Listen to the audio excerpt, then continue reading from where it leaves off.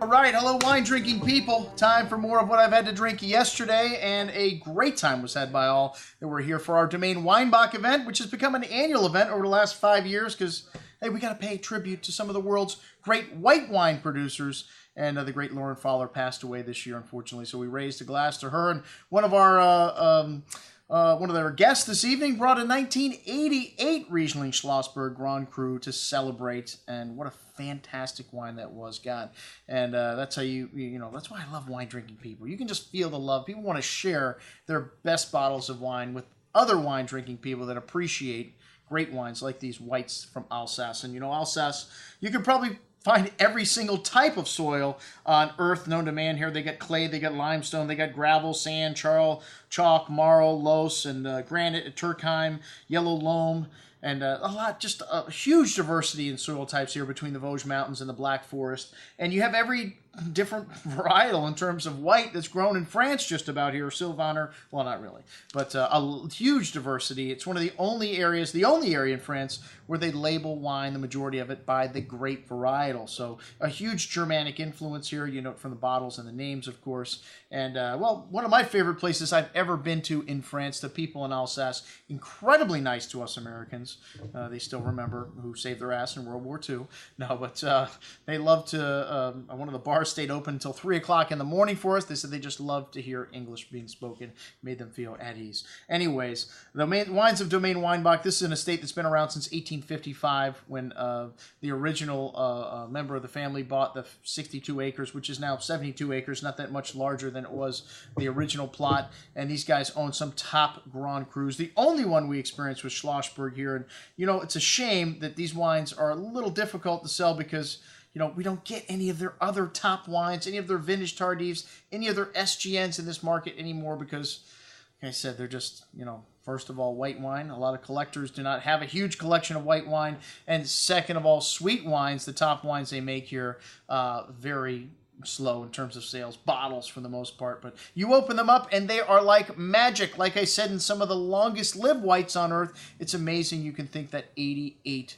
still drinking fabulous Riesling, one of the longest and lived white wines and the most important white of this region, but they also make the best Pinot Gris on earth. And if you're looking at Muscat and Sylvaner, two varietals you rarely see, you'll get a great example of those here. And these wines they're not plagued by new oak, so you really get the essence of the varietal coming through here. The two vintages we had on the table were 11 and 12, and after a slew of great vintages, 11 was not considered so great. This was one vintage that a lot of critics will tell you to drink young, and they did have good weather at the end of the harvest. It was a little cool, and at the end, the grapes finally caught up and they got them ripe, but not considered a great vintage, a vintage you would drink young, and the wines showed very nicely. We had several people say they loved everything on the table. It was hard to pick a favorite.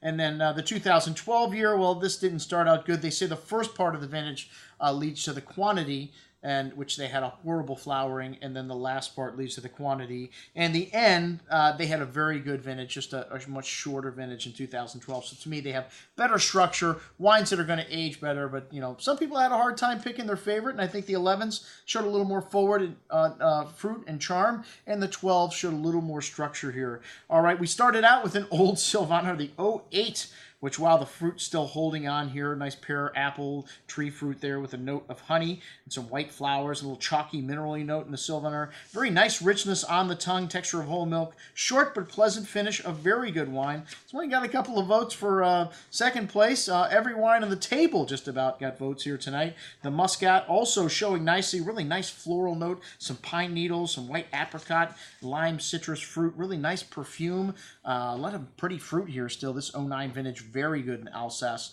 Light wine on the palate, that pretty white peach and apricot fruit still showing with nice richness and balance. Light and pleasant finish with pretty floral highlights.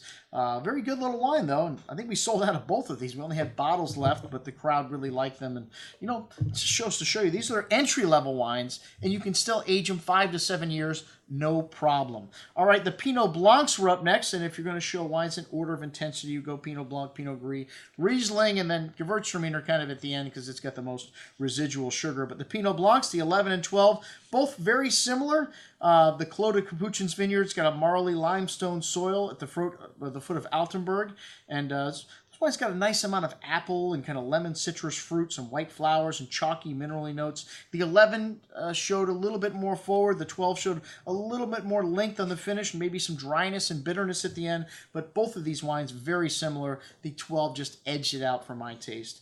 The 2011 and 12 Pinot Gris Clos St. Catherine. Okay, now we're a level up here. We're not a Grand Cru, but they make a couple of different crus based on the age of the wines and their exposure in the vineyard. The Clos St. Catherine, like the Cuvée Theo and the Cuvée Laurence, this is a higher level cuvée, and you definitely noticed it in the richness and concentration. While Pinot Gris, usually a little richer anyways, really rich and full on the tongue, both of these wines, with juicy pear and apple fruit, really lovely floral notes in both of these wines, and that richness you get, which is from residual sugar on the middle of the palate. A little richer maybe in the 2011 on this one, the 12 showing maybe it needed a little more time, but to me, it had a much firmer hand of acidity holding things together on the finish. So the 12 again edged it out for these two, but both very similar. And then going on to the Rieslings, we had three. The Riesling Personnel, which is their entry level, and then the Schlossberg Grand Cru. They also make a couple of other Schlossbergs. When they're the Riesling Cuvée St. Catherine, I think, is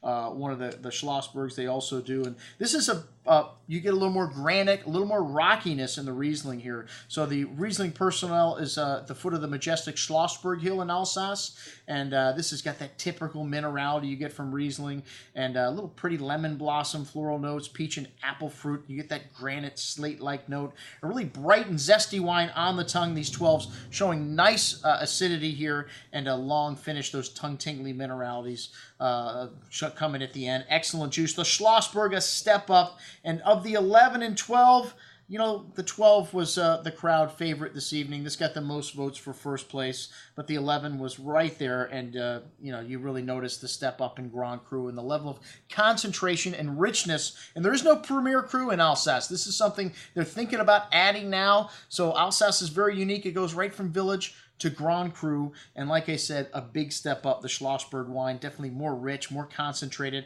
a longer finish, and the 12 to me just had more to it. So that was my favorite wine of the night. The 1988 Schlossberg, this wine took a while to open up, but showed some really nice smoky, flinty notes, a bit of a caramelly kind of apricot fruit, dried potpourri of flowers, honey, and really nice and viscous on the palate, and a little metallic note there to it, but really nicely balanced. Still had acidity here, still fresh, wonderful balance here. After this wine opened up, it got several votes for wine of the night here.